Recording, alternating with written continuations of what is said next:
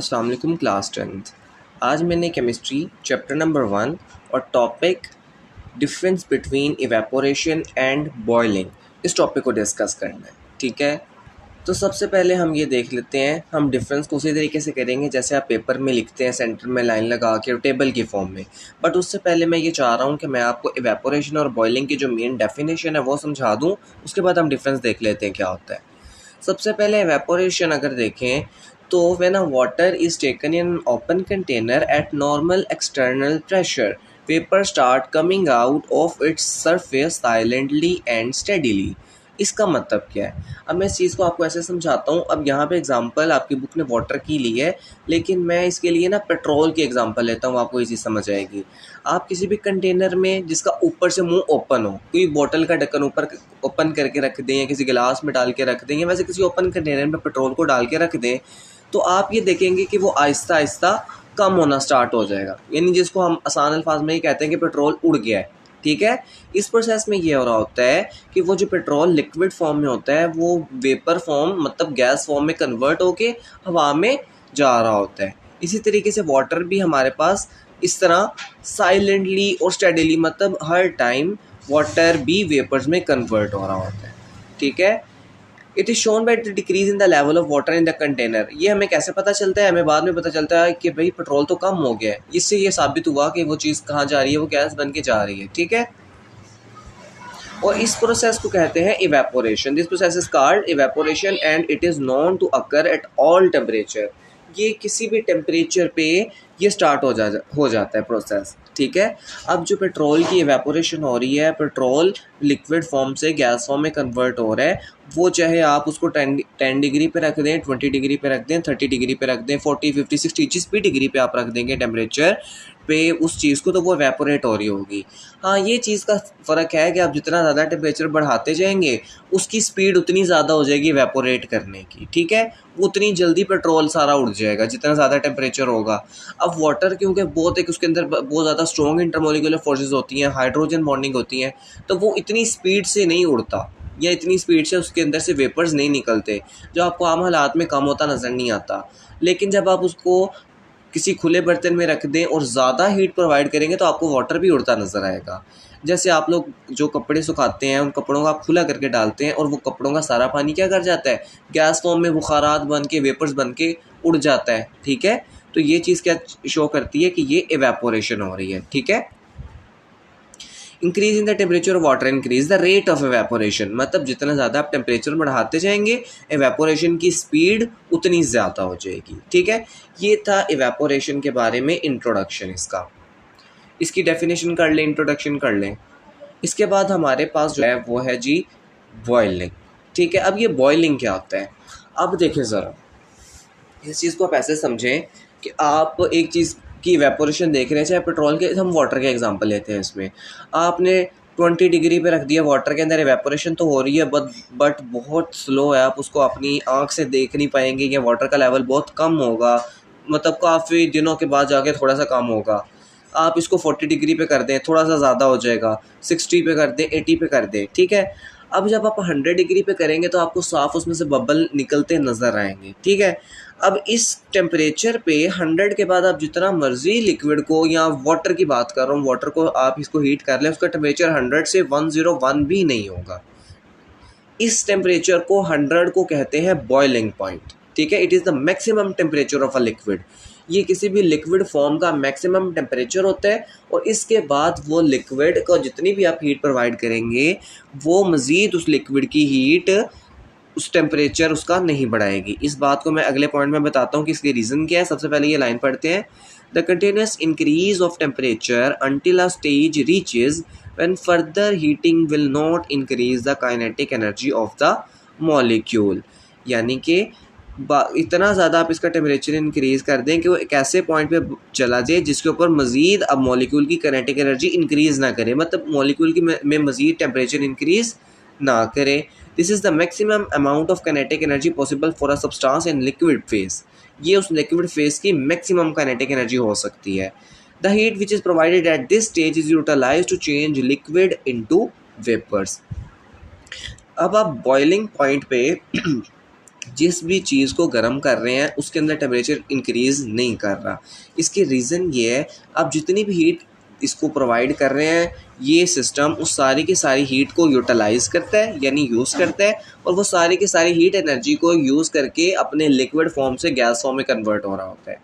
Boiling point से पहले पहले आप जितनी भी हीट प्रोवाइड कर रहे होते हैं, आधी हीट इस्तेमाल होती है उस चीज़ का टेम्परेचर इंक्रीज़ करने के लिए, आधी हीट इस्तेमाल हो रही होती है उसको इवेपोरेट करने के लिए, मतलब लिक्विड से सॉलिड फॉर्म के गैस फॉर्म की तरफ लेके जाने के लिए।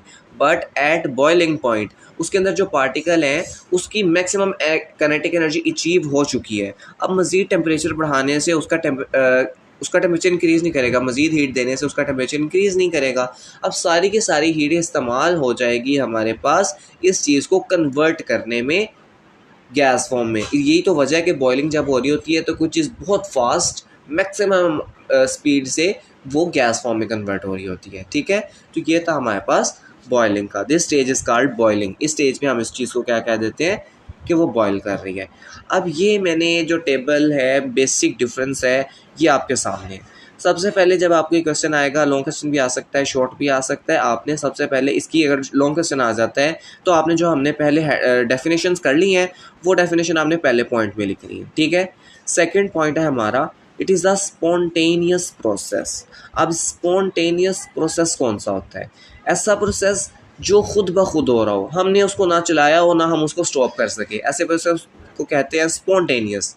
जबकि एक ऐसा प्रोसेस हो जिसको हम चलाएं भी खुद और उसको बंद भी हम खुद करें, ठीक है, उसको चलाने के लिए एनर्जी भी प्रोवाइड करें, ऐसे प्रोसेस को नॉन स्पॉन्टेनियस प्रोसेस कहते हैं। ठीक है,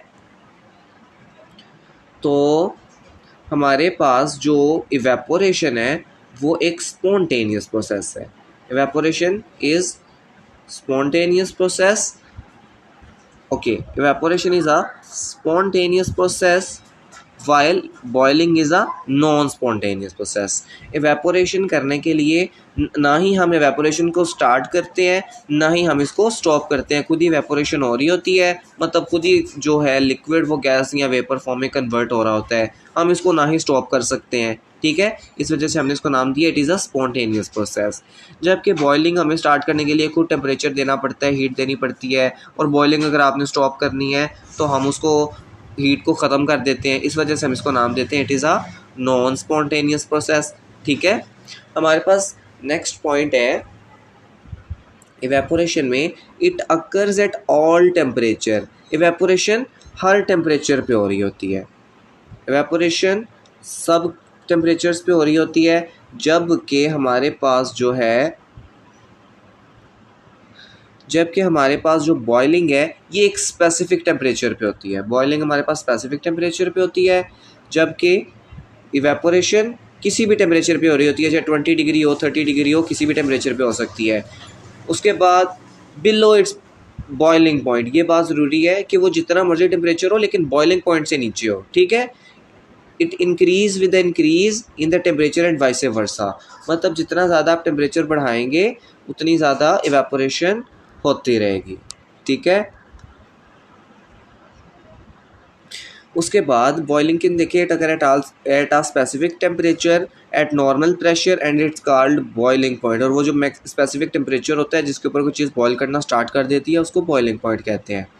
अच्छा, ये पॉइंट बहुत ज़रूरी है, it produces cooling. It produces cooling. जब एवेपोरेशन हो रही होती है तो देखिए वो अपने एनवायरनमेंट से, या जो वाटर है वो खुद उसके अंदर जो हीट है या जो एनवायरनमेंट में हीट है वो उस हीट को इस्तेमाल करके ख़ुद को लिक्विड फॉर्म से वेपर फॉर्म में कन्वर्ट कर रहा है। यानी आप ये इसमें हीट तो कोई प्रोवाइड कर ही नहीं रहे हैं, ये एनवायरनमेंट से खुद ही हीट ले रहा है। ठीक है, तो ये जब एनवायरनमेंट से उसकी हीट को इस्तेमाल कर लेगा तो एनवायरनमेंट में तो हीट कम हो जाएगी, मतलब कूलिंग हो जाएगी। आसान अल्फाज में जब ये वेपोरेशन हो रही होती है तो कूलिंग हो जाती है, जबकि बॉइलिंग में कोई कूलिंग नहीं होगी। ठीक है, ये एक पॉइंट था। उसके बाद हमारे पास जो फोर्थ पॉइंट है, it require a smaller amount of energy which is provided by inside the liquid. मतलब ये लिक्विड के अंदर से ही थोड़ी बहुत एनर्जी चाहिए होती है और ये लिक्विड के पास खुद इतनी को होती है वो यूज़ कर लेता है, जबकि बॉइलिंग में हमें it provide external energy source, हमें इसको एनर्जी देनी पड़ती है। हमारा लास्ट पॉइंट है, it is a surface phenomena. It is a surface phenomena it occur slowly and only at the surface of the liquid. जो इवेपोरेशन हो रही होती है ये सिर्फ और सिर्फ उस लिक्विड की सरफेस के ऊपर हो रही होती है। फॉर एग्जांपल मेरे पास ये कंटेनर है, इसके ऊपर ये लिक्विड है, तो ये जो इवेपोरेशन है वो सिर्फ इस सरफेस से ही हो रही होगी, इसके अंदर थोड़ी इवेपोरेशन हो रही है। ठीक है, इवेपोरेशन सिर्फ ऊपर वाले जो मॉलिक्यूल हैं ये एनर्जी को एब्जॉर्ब करते हैं और ख़ुद को कन्वर्ट कर लेते हैं वेपर फॉर्म में। ठीक है, जबकि हमारे पास जो बॉइलिंग है, इसके बारे में, it is a phase change when a liquid turn in gas through out the entire liquid forming bubble at a definite external atmospheric pressure. मतलब इस पॉइंट का मतलब ये है, ये एक फेज चेंज है जिसके अंदर एक लिक्विड गैस में कन्वर्ट हो जाता है और सारा का सारा लिक्विड बबल्स बनना शुरू कर देता है। ठीक है, इसके लिए एक ज़रूरी बात यह है कि इसका एक्सटर्नल प्रेशर एक हमें पता होना चाहिए, मतलब हवा के प्रेशर, मतलब इसके ऊपर आप मज़ीद कोई प्रेशर इंक्रीज़ ना किया हो। ये तो कोई ख़ास बात नहीं है, आपके लेवल की नहीं है, अभी सिर्फ इतना ही समझें कि ये एक फेज चेंज है जिसके अंदर एक लिक्विड कम्प्लीटली किसी गैस में कन्वर्ट हो जाता है। ठीक है, ये था हमारा बेसिक डिफरेंस, ये था हमारा बेसिक डिफरेंस। अब आपको जब ये लॉन्ग क्वेश्चन आएगा तो आपने सबसे पहले इसके जो डेफिनेशंस हैं मेन जो हम ऊपर कर ली हैं वो करनी है, उसके बाद ये वाले पॉइंट आपने कर लेने हैं। ये वाला हमारा टॉपिक हो गया ख़त्म। इसके बाद जो हमारे पास एक छोटा सा टॉपिक आपकी बुक ने दिया हुआ है, मतलब उसने लिखा ज़्यादा हुआ है लेकिन आपने इस पर कम काम करना है। Effect of external pressure on evaporation and boiling point. मतलब अभी जो बॉइलिंग वाले टॉपिक के अंदर लास्ट पे एक्सटर्नल प्रेशर की बात आई थी, अब उसको हम करने लगे, थोड़ा उस बात को आगे बढ़ाने लगे। ठीक है, सबसे पहले इवेपोरेशन की बात करते हैं कि effect of external pressure on evaporation. पहली बात तो ये है ना कि external pressure effect both the rate of evaporation and boiling point.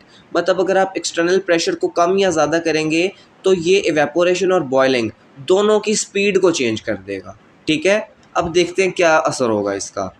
Lower external pressure increase the rate of evaporation and increase the vapour pressure force of molecule return back to liquid में। अच्छा, इस बात को मैं आपको ऐसे explain कर देता हूँ। देखिए, आपने किसी लिक्विड के ऊपर, एक ओपन कंटेनर में लिक्विड था, आपने उसके ऊपर प्रेशर इंक्रीज़ कर दिया है, हवा का दबाव बहुत ज़्यादा कर दिया है। अब वो हवा जो उसके ऊपर है वो अब इवेपोरेशन की वजह से जो मॉलिक्यूल लिक्विड में से बाहर निकल रहे थे in the form of gas, वो एक्सटर्नल प्रेशर जो बाहर का प्रेशर है वो उसको वापस से धकेलेगा, वो उसको वापस से धकेलेगा। The vapour pressure force of molecule return back, वो क्या हो जाएगी, रिटर्न हो जाएगी। मैं आपको निशान लगा के बताता हूँ, ये देखिए, रिटर्न बैक, जो मॉलिक्यूल है वो रिटर्न हो जाएंगे पानी के अंदर और इवेपोरेशन क्या हो जाएगी, डिफ़िकल्ट हो जाएगी। ओके, जबकि अगर आप एक्सटर्नल प्रेशर को कम कर देंगे तो इवेपोरेशन इंक्रीज़ कर जाएगी। बॉइलिंग पॉइंट में भी हमारे पास यही केस है। अगर आप एटमॉस्फेरिक प्रेशर या एक्सटर्नल प्रेशर को कम कर देते हैं तो बॉइलिंग पॉइंट कम हो जाएगा। अगर आप एक्सटर्नल प्रेशर को ज़्यादा कर देते हैं तो बॉइलिंग पॉइंट ज़्यादा हो जाएगा। इसकी एग्जांपल ये है कि जो मरी हिल्स है ना, मरी हिल्स वो थोड़ी सी ऊंचे पहाड़ है, वहाँ पे बहुत ऊंचे, तो वहाँ पे हवा का प्रेशर बहुत कम होता है। तो हवा का प्रेशर कम होने की वजह से यहाँ पे जो वाटर का बॉइलिंग पॉइंट है वो 100 से 98 रह जाता है। ठीक है, मतलब बॉइलिंग पॉइंट कम हो जाता है क्योंकि वहाँ पे एटमॉस्फेरिक प्रेशर या एक्सटर्नल प्रेशर बहुत कम है। ठीक है, तो ये था हमारा आज का टॉपिक। अगर आपको इसमें कोई चीज़ समझ नहीं आई तो आप कमेंट करके पूछ लें। ठीक है, और इसके अलावा अगर इसके मज़ीद भी आपका कोई इसके अलावा भी क्वेश्चन है तो आप वो भी कमेंट करके पूछ सकते हैं। बाकी सब, थैंक यू सो मच।